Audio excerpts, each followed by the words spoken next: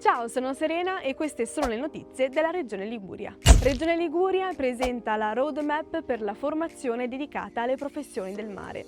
L'obiettivo è la creazione di una scuola delle professioni del mare per rafforzare il collegamento tra il sistema formativo regionale e le esigenze delle imprese che operano in ambito marittimo e per rendere la Liguria ancora più competitiva nel settore della Blue Economy.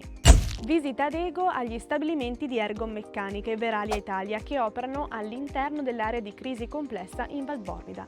Un'occasione di confronto con le imprese del territorio e con l'Unione Industriali della provincia di Savona, anche alla luce dei recenti eventi meteo che hanno richiesto interventi regionali di protezione civile. Da oggi fino al 15 luglio torna Orientamenti Summer, il ciclo di incontri gratuiti promosso dalla Regione Liguria per offrire ai ragazzi strumenti concreti per orientarsi tra i percorsi di studio e formazione disponibili.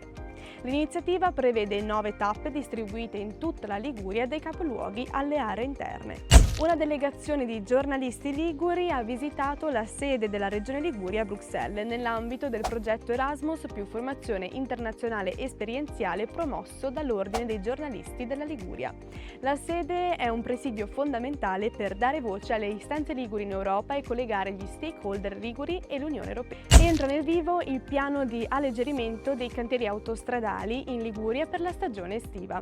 Sulla rete ASPI saranno sospese le manutenzioni tra Savona e Sestri Levante e da luglio ai primi di ottobre torneranno 3 corsie percorribili sulla A26. Previsti alleggerimenti anche sulle tratte di concessione del Tirreno con l'obiettivo di garantire una maggiore fluidità del traffico fino al termine del Salone Nautico di Genova. Rimanete aggiornati sui nostri canali social.